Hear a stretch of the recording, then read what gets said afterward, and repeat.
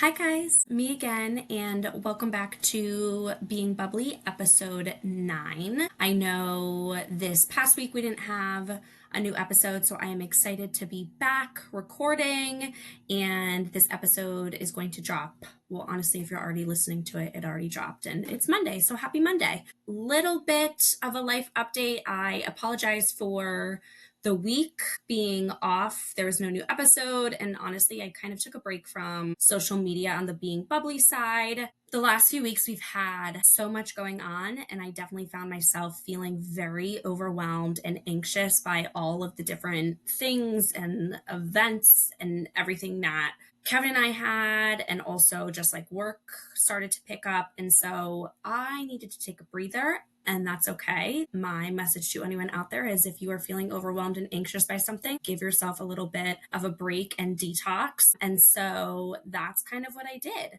I also wanted to be super present for my sister-in-law's graduation. And then this weekend, we're going to talk all about it this episode, but my younger sister Sam is getting engaged. And so we're going to talk all through that process and my thoughts on engagements and proposals. But let me just say, being on the other side of an engagement, so not the person who was getting proposed to, is very stressful, especially since I've been working with my future brother-in-law John and my sister and my parents to kind of plan the weekend and the engagement out. So I've been a very kind of big part of the planning process. It's a lot. It's very stressful. I've lost sleep over it. I don't know how many times I've woken up in the middle of the night being like, oh my God, what if it rains? What if she doesn't want to do what we have planned? Newsflash, it's going to rain most likely. So it is what it is, but we'll get into all that in a little bit. But yeah, like I said, excited to be back recording. I know this week, funny, I can tell who listened to last week's episode because I did say there won't be a new episode next week because I had a bunch of people reach out and be like, oh, are you posting an episode this week? And I was like, oh, clearly you didn't listen to last week's episode, AKA my sister. She called me today and said, are you releasing an episode this week? And I was like, did you listen to last week's episode, Being Bubbly episode 8? And she said she wasn't finished yet. So I told her to keep listening and she'll have her answer. Let's do our Lily fit check. So switching it up from my typical Lily dress ensemble. Yes, this is still a Lily, but this is just a cute kind of summer sweater. It's really light. I love the color. I don't really have anything yellow, so I thought this was really cute for summer. Pair it with a nice pair of white jeans. I am actually on the market for a new pair of white jeans. We will not get into what happened to my old pair, but I am looking for white jean recommendations. This sweater would look great with a pair of white jeans, white skirt, even just a pair of blue jeans. It's really lightweight and perfect for summer, and it has cute little bumblebees on it. So thank you, Lily. I love it. I know I said at the top of the episode that I was definitely feeling overwhelmed and my anxiety was at an all-time high. I don't really know what happened. I just was feeling incredibly anxious for like multiple days in a row, had trouble falling asleep, was waking up multiple times throughout the night, and I just could tell like I was not feeling myself. And so I just needed to take a little bit of a breather, not only just from like social media and like the podcast and all of that, but just from like life in general. I definitely found myself doing more like mindfulness activities. I started reading again, which was really helpful. I will say the weather recently, within the last like week and a half, has been pretty shitty. It's a beautiful day today, but it has been so incredibly rainy. I know Memorial Day weekend and the days leading up to it were pretty rainy here and there. So that also does not help uh, with just how you're feeling. Glad to be on the other side, feeling more like myself, had a therapy session, feeling good. But yeah, I guess I kind of just want to normalize. There are going to be days and weeks where you're not feeling yourself, and that's okay. And do whatever you need to do, talk to whoever you need to talk to. And it's okay to take a break. It's okay to take a breather and listen to your body, listen to your mind, and do what you need. So, yeah, like I said, glad to be back. And in terms of today's episode, we are going to talk all things engagements, proposals.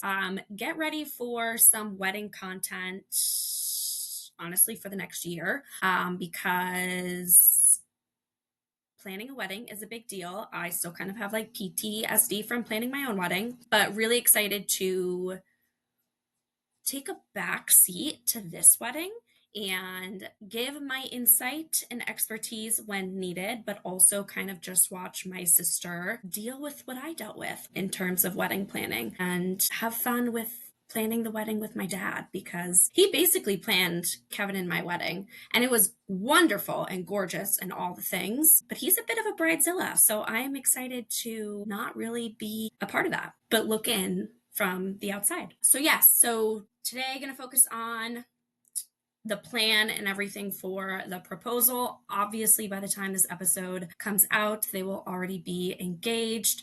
And yes, I know she was going to say yes. She is very aware that this proposal is happening. She thinks it's happening, I think, in a couple weeks in June. So she is not expecting it this weekend. So very excited about that. Hopefully we get a true surprise reaction. And then I want to talk about kind of my thoughts on hosting that kind of go off of like hosting an engagement weekend for them. But just as the weather's getting warmer and people are outside, there's a lot of like summer barbecues and things. So like hosting is definitely top of mind. And that's definitely something I want to share my thoughts, because I love to host. I feel as though I want to be Martha Stewart and have like the perfect dinner party or whatever it might be. But there's a lot of stress and planning, and social media does not help in terms of hosting. So, whether it's like a backyard barbecue, a dinner party, obviously in the summer, people like to get together with friends and family and host different gatherings. So, that's definitely something that's top of mind and something that I love to do, but often get very overwhelmed. So, let's jump right in. Yes, very excited. My sister Samantha is getting engaged this weekend. It has been a long time coming. We've known about this since, my gosh, probably February or March is when John, her soon to be fiance, started, putting the feelers out. And we started talking about a summer proposal. So I can't believe that it's finally here. Being on the other side of the engagement, so like I said, like not being the person who's being proposed to, is a weird feeling. I did not realize the amount of logistics and preparation that goes into a proposal. Obviously, I knew like it is a big deal and there's a lot of planning that goes into it. I had no idea the amount of planning and prep and how many times we've changed the plans because of weather or something's popped up. So I have a new appreciation for fiancés that are doing the proposing, because it is very stressful. And I have an appreciation for the people that are helping those said fiancés with the planning, because in my opinion, it's not a one person show. If you can figure it out and do it where no one knows, it's just you planning, I envy you, because I think that's amazing.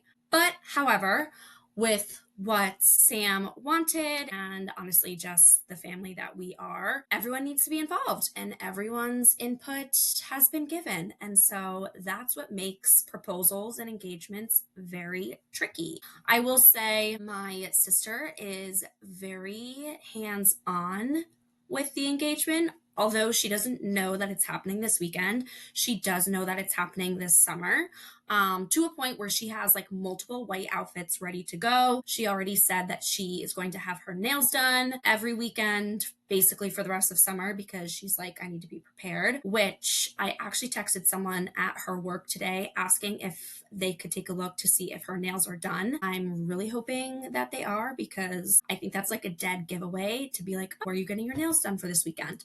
So obviously I can't ask her that, but like fingers crossed that she has a good manicure. So yeah, she she knows it's coming, but what's really exciting is the proposal is happening in Fairfield, Connecticut. So she is not going to expect it there. And it's also, there's a lot of different things happening this weekend. And so she thinks we're going to be busy for my mom's 60th birthday. So that kind of helped us like cover everything up, which is great. In terms of just kind of like the planning and prep, honestly, finding a weekend that worked for Sam and John, but also John wants me and our other sister Lindsay to be there to take photos and video the proposal. So finding a date that worked with us. And then John also wanted both families, so his family to come from New Jersey. Our family's going to be all in Fairfield to be there as well. So to figure out and coordinate, I think there's like 11, 12 family members and their schedules and calendars when it's the start of summer and everyone's busy was quite challenging. So this literally was the only weekend that worked for basically the entire summer for the proposal. So yeah, again, really underestimated the thought process that goes into like picking the date of a proposal. Now, I do know not everyone does an engagement and has like the whole pomp and circumstance and like family there. And some people do it when they're on vacation. Some people just roll over in bed and propose, or some people do it over breakfast. Like, again, if you can pull that off and do it spur of the moment, I think that's amazing. And good for you, because I have not experienced that. And so I don't really know and can't really speak to that.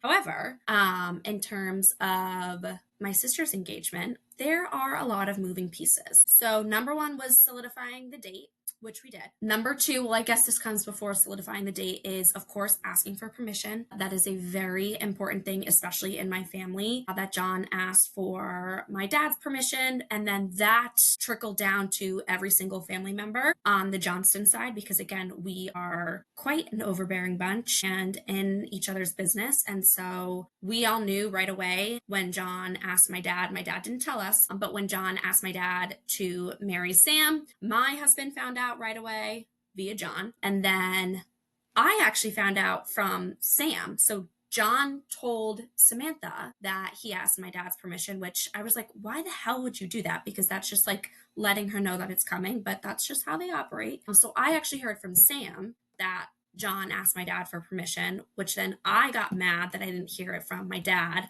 And then I found out that my husband knew. So then I got mad at him for not telling me. So it was this whole like domino effect of who found out about it. And then I told my sister, and then we ended up telling my mom. She was on a need to know basis, just because as soon as she found out, like the stress level kind of ensued. But she's a planner, so sometimes you need that. So yes, once you have the permission, you have a coordinated date with all parties involved. Your next step is ring shopping, which is very exciting. Again, this is something that I was not a part of for my engagement, because typically you're not. Some future brides are a part of it. So I went with John to go ring shopping. And so I kind of want to share some do's and don'ts. Again, my opinion. Do your research and give yourself enough time, because rings, especially if you customize them, take several weeks, if not months. So err on the side of caution. Make sure that you're going and giving yourself a significant amount of time in between, just in case. And two, research which days the jewelry store you're going to is open. That was something that my husband did not do. And then John and I also did not do, and went to go to the jeweler and they were closed. So do your research on if they're open, and then give yourself an appropriate timeline. Do opt into the like little course they give you on the 4Cs in terms of ring shopping. Obviously I knew like of the 4Cs, every girl does, but to actually like get the brochure and see all of the different cuts and stones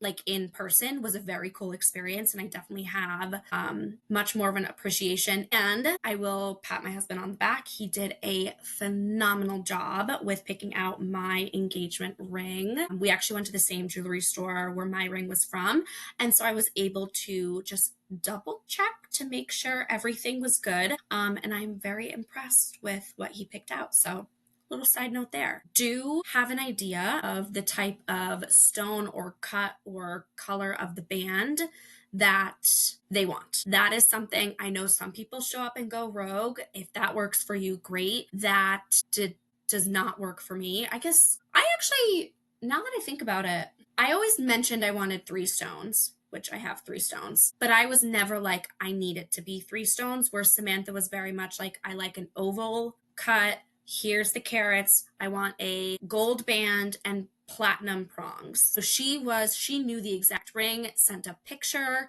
to, oh, shout out Lizzie, her best friend, sent a picture to John of like, this is the ring. So wherever you go, just have them create this. So we were able to literally take that ring and have them create it. And so that was very easy. I do know some people like to show and look at the different cuts and stones and all of that, and like, to me that just seems very overwhelming. So have some sort of plan and some sort of idea. Know your price point, of course, because like, err on the side of caution, rings are going to be more expensive than you even think. And so go in there knowing what your budget is. And I also would be very upfront with the jeweler ahead of time so that they don't show you something and then you absolutely fall in love with it and it's like quadruple your budget. So I would just be very upfront. A good jeweler will ask because they don't want to show you something that you're not going to buy or that you're not able to buy. So the jeweler that we got was phenomenal. He walked us through the process. We saw a bunch of different like settings and bands, a couple different stones. And I will say, when he showed us her engagement diamond, I started to cry. I think John started to tear up. Like, we knew right away, like, this is it. This is the ring. I will say, it is okay, and I do recommend for whoever is purchasing the ring to give yourself like the night to think about it, because it is a huge purchase. And even though like John knew that was the ring, you don't just want to say yes on pure adrenaline or emotion. So give yourself the night or a couple of days to just think about it. Some people like to go to different jewelry stores and shop around or browse. Do whatever you need to do, but make sure like, this is an investment, so you want to be sure. And so I think he like took the next like day or two and then called and said, yep, this is it. He did receive a few text messages from me and my sister being like, did you call yet? Did you tell them, like, put it on hold? Because there was this one stone that we loved. And so we wanted to make sure that no one else got it. So just be mindful that unless you have it on hold or you have like put your deposit down, someone else can come in and take that particular ring or stone. And obviously every stone is unique, one of a kind. So also keep that in mind. I mean, again, it was a very cool experience to go ring shopping and be on the other side of that. I can't wait to see her face when she opens it. And I think it's everything that she wanted and then some. And so I'm very excited. So once you have the ring and it's bought and being made and all of that, you then have to start to come up with the actual proposal plan. So like, how are you going to ask your future fiance if they will marry you? Again, underestimated how much thought goes into this, how logistics are very important in this. We've probably changed the actual proposal plan 6 or 7 times just based on people's input, weather, things like that. A couple of things you want to be on the lookout for. Again, things I had no idea. One thing John needed to make a decision on was, did he want the actual like moment where he asked Sam to marry him private or have people there with them? And he chose to have it private, but me and Lindsay are going to be there to get photos and video, which I think is perfect because I know that Sam's going to want to be able to capture that moment, but I also know that she wants it to be an intimate setting and then celebrate after.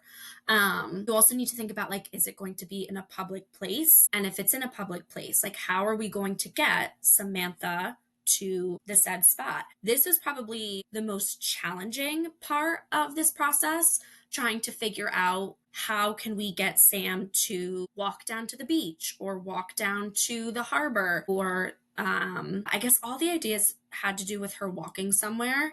And she is going to be coming off of a wedding. She has her best friend's wedding the night before. So we know that she's not going to be feeling great. Not the best planning, but like I said, this was the only date that worked for everyone, all families. So we had to do it. So we're hoping that she behaves herself at Lauren's wedding. So that is also something we are keeping in the back of our mind, of if she's like, no, I don't want to go for a walk, or if she's not feeling well and needs to take a nap. We've all been there at our best friends' weddings. We've been overserved. We're not feeling too hot the next day. So these are all things that myself, John, Lindsay, my parents are all stressed about. Like, what if she is super hungover or doesn't want to do anything? Like, what do we do? So you have to literally come up with plan A, B, C, D, E, F, because you never know. So that was probably the most challenging. Not to mention, our plan that we were going to do was somehow involving the beach, which is absolutely beautiful, but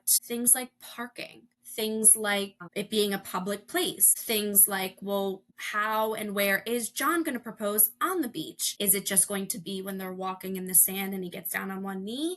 Or is there going to be a setup where, Lindsay and I set it up beforehand so Sam sees it coming, and so she's realizing as they're walking, like, what's the angle here? So those are all things we had to discuss and suss out. And then right when we thought we had it all planned out, ready to go, thank you, Al Roker, our family's favorite meteorologist. I know you don't control the weather, but you predict the weather, and you predicted it is going to rain on Saturday. So not ideal beach weather. So we had to quickly pivot. My mom said she was up that morning at like 5 a.m.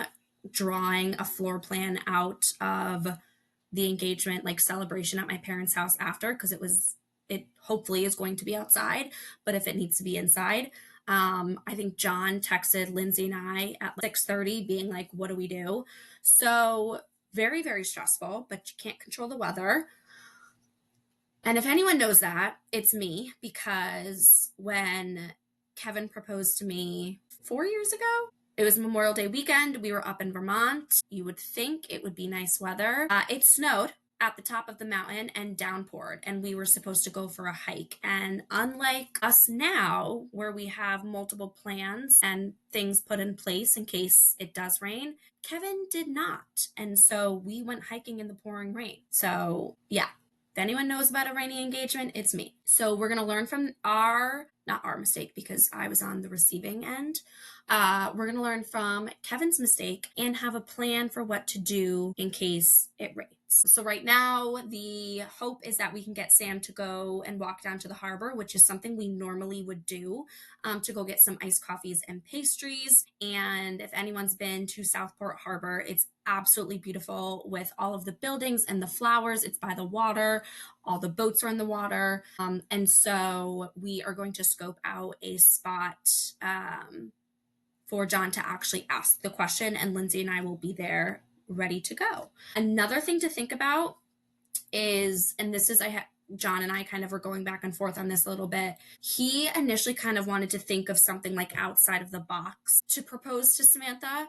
And so I did tell him, like, that's fine, but if you think of something that's not typical for them to do, or something that's not normal, she's going to think it's weird. So she's going to start to put and piece things together and be like, why are we doing this? And you also could run into her being like, no, I don't want to do that. So we're trying to keep it as normal as possible. So walking to go grab an iced coffee is pretty on brand for us. In terms of like the actual asking of the question and all of that, I think that's it. Again, just praying for good weather in terms of like it's not downpouring, because then she's going to be like, no, I'm not going for a walk. But also thinking about her just cooperating and behaving at the wedding the night before. Like, again, these are things that are out of our control, although her best friends do know. So I'm hoping I'm going to text them and just be like, slip in a couple waters here and there for her to make sure that she is feeling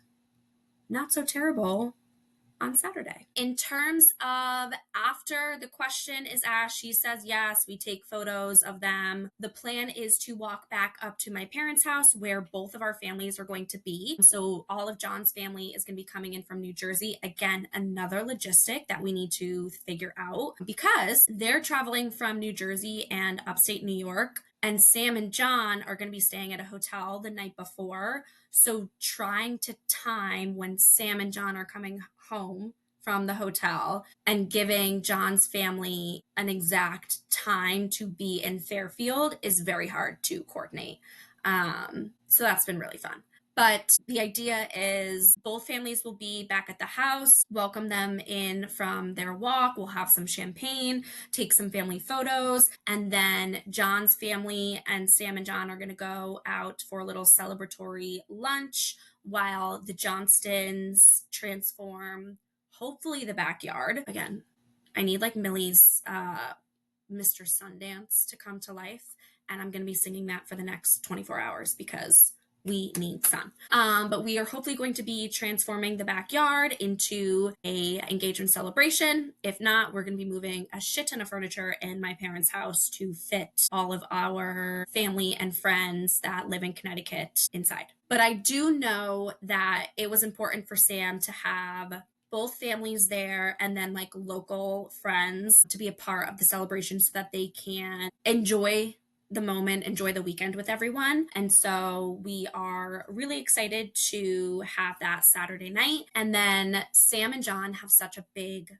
Boston based crew, obviously in Boston. And so with the engagement not happening in Boston, we decided that we are going to plan an engagement party later on in the summer so that Sam can actually be a part of the planning process here. So we will have engagement celebration in August for all of their Boston friends. So really excited for that. So she's really getting multiple celebrations, which is very exciting. In terms of like celebration, again, not being on this side of my own engagement, there's a lot of like decorations and photo printing and making of the signs and customizing cups and plates and napkins. Like it's a lot. But again, it will all be worth it. We're very excited. I think the one thing I learned from doing this process with John and being so heavily involved in the planning of the engagement, it is without a doubt so hard to keep an engagement from Samantha. Like I have almost ruined it, and I'm one person. I've almost ruined it, I would say 5 or 6 times where I've almost made a comment. I was so close to sending, I think it was like a picture of the customized cups in our family group chat that like by the grace of God, I realized I was in the wrong group chat and didn't send the photo. But there were so many moments where I almost slipped. And so multiply that by however many people have known about this. Like the fact that people can keep engagements and proposals a secret is beyond me. And it does make it that much more special, but it is very stressful. And so my tip is if you have someone in your family or in your friend group that is not good at keeping secrets or has unfortunately said things they shouldn't have said before, please do not tell them or do not tell them all the information. Only tell them what they need to know. I know my Mimi, God love her. We call her the Volt as a joke because she is literally terrible at keeping secrets. Not that she says anything, but she just acts like goofy. So she was on a need to know basis until we knew that she was going to be seeing Sam on Friday night. And so we had to wait until after Sam left. So she found out on Friday. So there might be some people in your family or community of friends that you can't tell right away, and that is okay. We laugh about it. It's fine. And as someone who thought I could keep it a secret and not slip up, I was very wrong. And knock on wood, because I still have 2 more days to make it. I had everything laid out on my kitchen table Sunday. And she called me. I missed the call and I called her back and she was like, "Oh, what are you doing?" And I was like, "Oh, nothing." And she's like, "I'll be over in 10 minutes. I have to come grab a dress." And so I literally threw everything into my coat closet. And thank God she called me because I would have never expected her to show up to my house on Sunday night and everything would have been out for her. So yeah, it's tough. I will be very excited come. I'm hoping this is all done by like 1 o'clock on Saturday. And obviously, Sam and John should have the first glass of champagne, but I think I am a close second because I am going to need to celebrate that this was not ruined and that she was surprised. But yeah, very excited. And again, when this comes out, she will be the future Mrs. Barkley, which is so exciting. And let the fun begin of wedding planning. It's honestly already started. My parents said that they've already started their guest list and there's already going to be issues with numbers and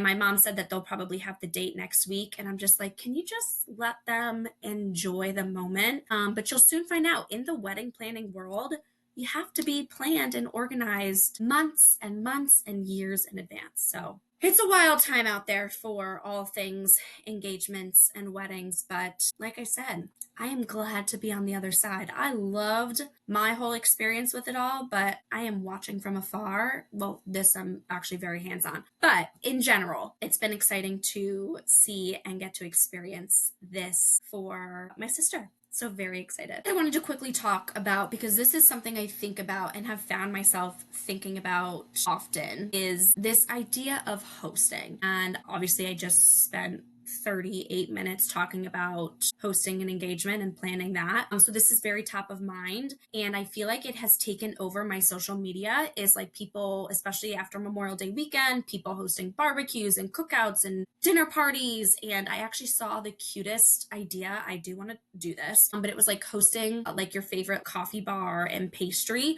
which I thought was really cute. I am someone who I want to be the hostess with the mostest. I love planning parties. I love that whole aspect of it. But I am finding myself like seeing all these things on social media. I'm like, okay, I, one, am not creative enough to pull that off. Two, hosting is very expensive. Like, obviously, I want to channel my inner Martha Stewart. However, I do not have Martha Stewart's bank account. And so typically hosting results in a little bit of contention between my husband and I because I'm just like, oh, we need this, we need this, we need this, and this. And he's like, why can't we just get like a party pizza and beer? And again, nothing wrong with that. But me and my own head is like, I want to have the tablecloths and the napkins and all of that. So this is just something I have been thinking about. And I think I feed into this. I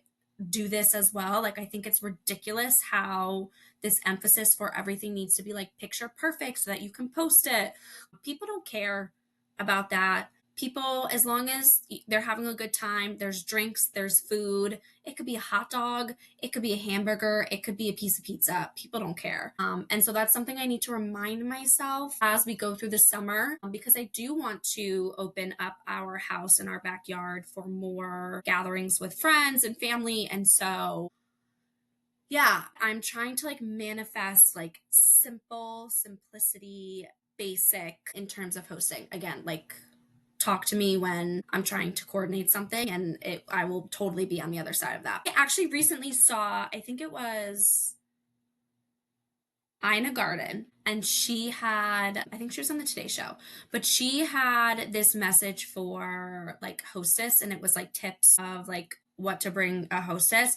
And she said that the two things you should never bring someone or bring to the hostess is some sort of dish where the hostess feels like they have to serve it there, or like a chilled bottle of wine, because then the hostess will feel like they need to serve it right then and there. And the other thing was like a bouquet of flowers without a vase. I do love Ina Garden, but I will say I fundamentally disagree with both of those statements. If you want to bring something that I can put out and give to guests, please. If you want to bring me a chilled bottle of rosé, I will put it in my little marble rosé holder and put it out for all to enjoy. And if I don't want to do that, I'm going to stick it back in the fridge so that it stays chilled. So I don't really understand what Ina was saying on that, because I think that's a great hostess gift or for someone to bring to a party. And then in terms of the bouquet, flowers are like my love language. I love flowers. You could not do me wrong with any type of flowers. You could bring me weeds and I would be happy. Like I love flowers. So if you want to bring me a bouquet of flowers, I promise you I have plenty of vases. And if not, I'll stick them in a bowl. I'll stick them in. Honestly, at one point I ran out of vases and I took our dog's cookie jar with his like dog biscuits and I emptied out the dog biscuits and put the thing of flowers in there. I don't know. But yeah, get creative. So I typically agree with everything I see and hear from both Martha and Ina, but that I do disagree with. Any hostess gift is much appreciated. But yeah, that's about it in terms of hosting. I don't know. That was just my little caveat there, something that's top of mind. I do want to, and I have to talk to my husband again because we are very different when it comes to hosting parties. I do want to this summer host one of those like backyard hibachi situations. We've never been to one and we've always wanted to do one. And so I would love to be able to do that. So yeah, and that's about it in terms of engagements, proposals, and hosting a summer get together. In terms of what is next for Being Bubbly, part of the reason I got very overwhelmed 2 weeks ago was I had all these different grand ideas and I started reaching out to people to come on Being Bubbly and people started saying yes. And then I realized like I don't have the logistics or the infrastructure set up for this to happen. So that is also part of the reason as to why I had to like take a breather to get myself organized. And so really excited, feel much better on the future and the next couple of weeks or so with Being Bubbly. Next week, you are going to be hearing from myself and my two sisters. So you will get to hear Samantha's side of this whole engagement experience, but also hear from our sister Lindsay. We're going to talk about all things sisterhood, all things aunthood, all of that. And then the week after that, I have a very special guest coming on from Nashville. Very excited. And yeah, we're going to keep the good times rolling. And that's about it. So, in terms of this week's episode, I want to say, in my, of course, Being Bubbly glass, cheers to Sam and John on their engagement. Cheers to this weekend not being spoiled. Cheers to sunshine. And cheers to being the hostess with the mostest. And when I say that, I mean simple is best. I think of when growing up and like the whole makeup, my mom always used to say, less is best. So that's my mantra I'm going to live by. But on that note, cheers to Being Bubbly. Bye.